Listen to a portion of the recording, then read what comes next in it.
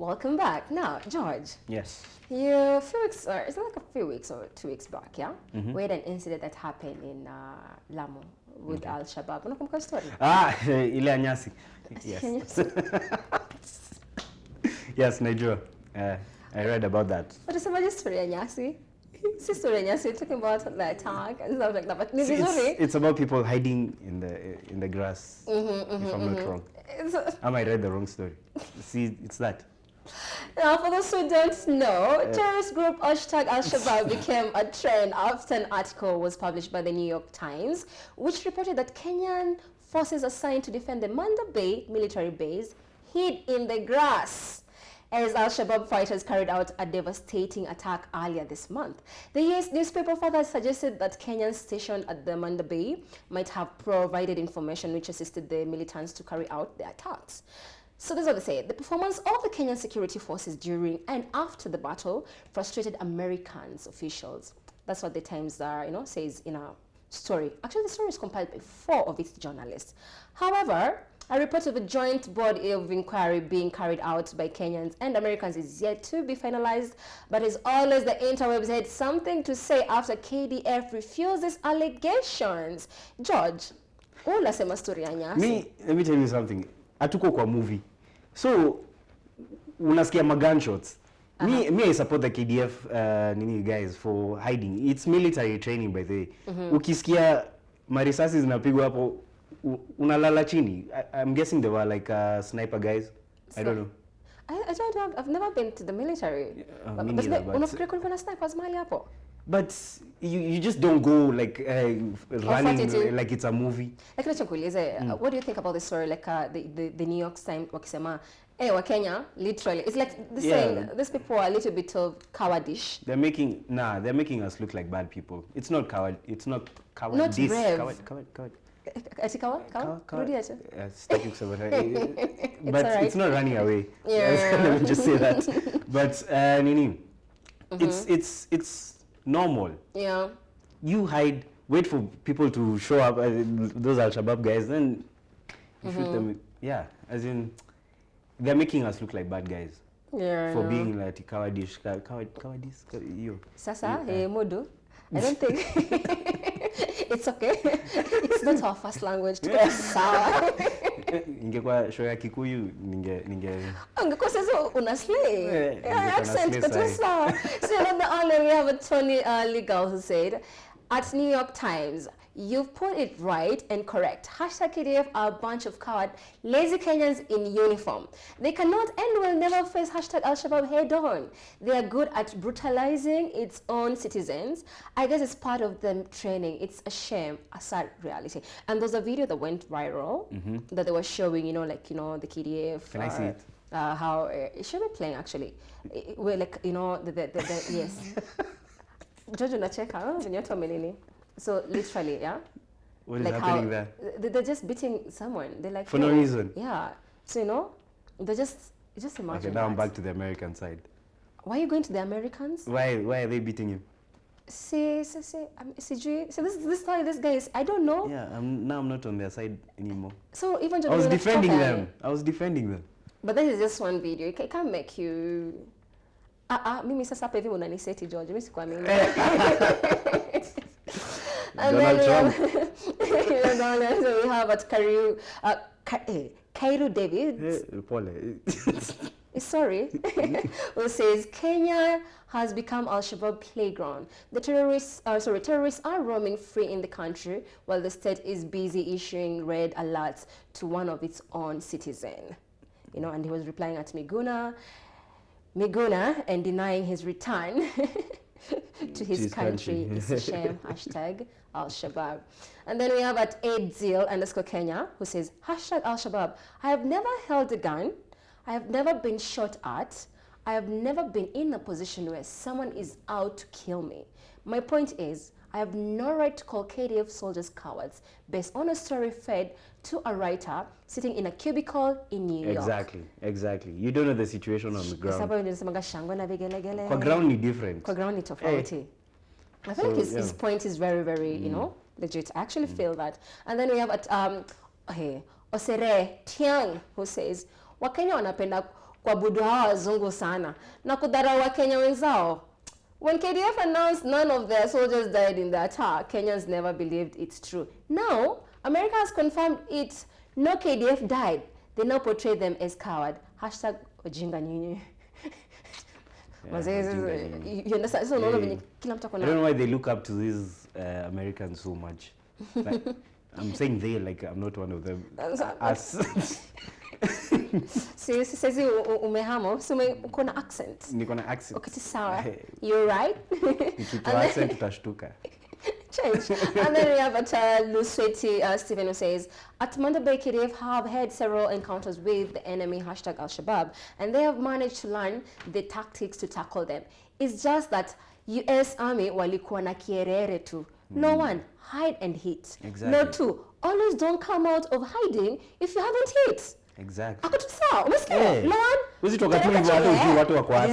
Kwanza ujue watu wako wapi. Jifiche, angalia. Kwa nyasi. Jifiche vizuri. Chini. Ujue watu wako wapi. Ungefanya nini? Mimi? Narudi side nyingine. I'm not for this war thing. No.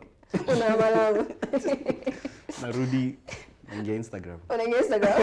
Vitu zako za Instagram na Twitter finger. Ati selfie. Warzone. No, yeah. Yeah. Call me a coward, ni sawa. It's okay. Me, I'm not for this thing, for shooting each other. You know? Selfie wall. And then we have a Tumula_Anthony who says, the corruption during KDF recruitment process makes them end up recruiting weak and coward personnel.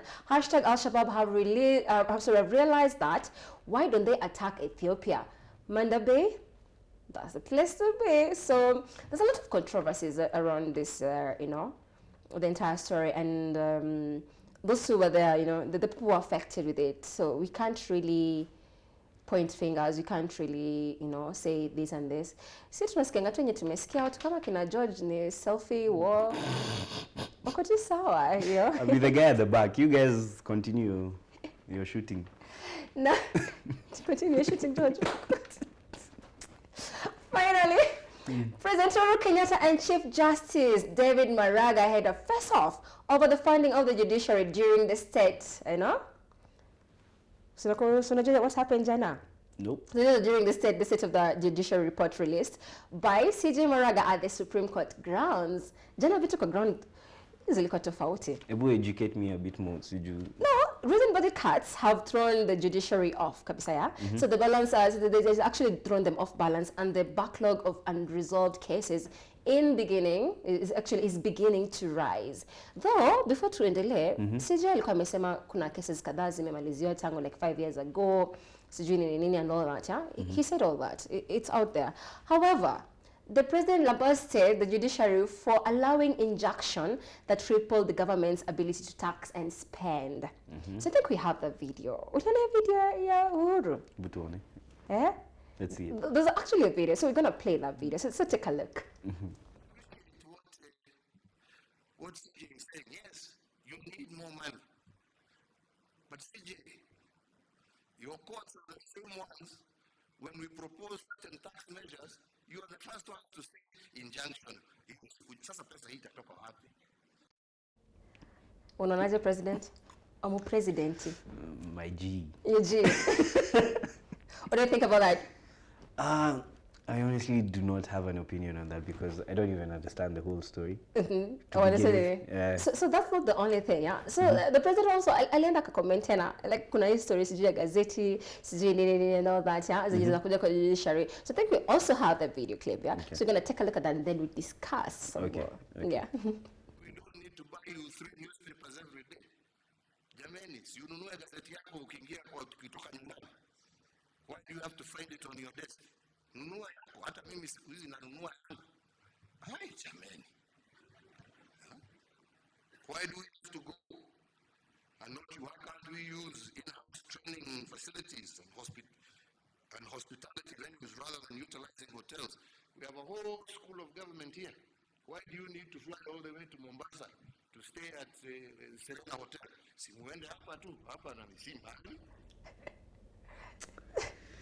Judge, unasikia, but the president, si alisema gazeti ni ya kufunga nyama. These are our leaders, guys. Unajua story of president, like, do you think he's being fair? Unajua kwa sababu he's tired with the entire story. Mpaka ako like, hai, jamani, nimechoka.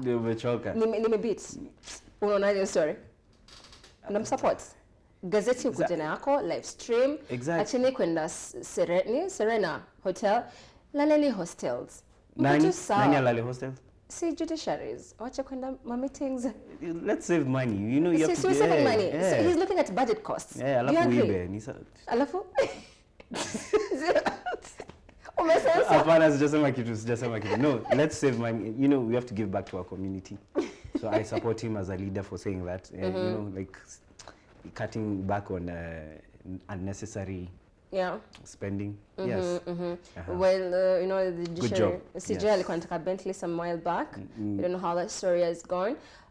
So far nasema cases have been cleared, but kuna watu wenye kuna cases tangu 19 or something, yeah?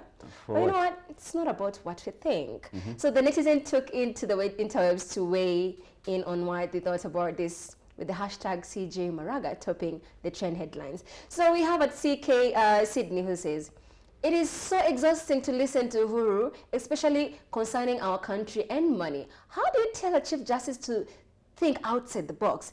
As a president, surely."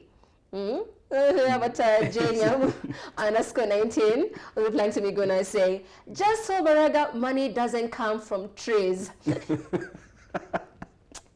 My G. Telenovela. Then we have at pilot Douglas. This is funnier than I am. Uhuru is just funny. We have at pilot Douglas who says, "CJ Maraga will go down the history as the first Chief Justice to strive for the independence of judiciary. He is independent and stands with the rule of law." And we have at Wambui who says, "President Uhuru told CJ Maraga that judiciary wants more money, yet they block government from effecting new taxes. He asked where they expect the money to come from then. Uhuru should also tell Kenyans where new taxes will come from when he's killing the economy." So, sorry, Kwako. And we still have a CJ here, CK Sydney. I thought I'm the only one who had that. You know, he's like, I think Uhuru doesn't take us seriously. The amount of money he uses for entertainment and travel in Kenya shillings is greater than that of judiciary budget. How did we end up here? Surely. And then you have Jeffrey Stewart who says, "Well, if the judiciary will become more efficient prosecuting corruption, then the money they need would be available to them. Corruption takes about 25% of Kenya's economy." So how about that, George? Unaonaje your story? We've gone through this corruption thing like for so long. I'm just tired. There's nothing. I don't even know where to start. There's nothing we can do. Yeah. Because people keep trying. Yes, people keep trying, and then it just back. It trends for like 2 days, and then back to zero. See, people are Twitter fingering. That's where the war is. It's going to trend for like 2 days, and then you're back to zero. Then again, another thing, another scandal, another people are rebelling. Yeah. Back to zero. So there's, I don't know. Well, you know, it's all okay, but there are also other trends that actually happen. Like we have hashtag Ruto speaks, which trended whereby he said, "You know what? I mean, I'm not married to the president. I'm married to Rachel," which was like, you know, the highlight of it all. And then you have one that says, "What the world has taught me," hashtag. So, George, what has the world taught you? Depend on yourself. Depend on yourself? For me, yeah. Don't depend on anyone else. That's what the world has taught me. That's really good. I'm pessimistic like that. Oh, yes. That's awesome. Well, George, thank you so much for coming through.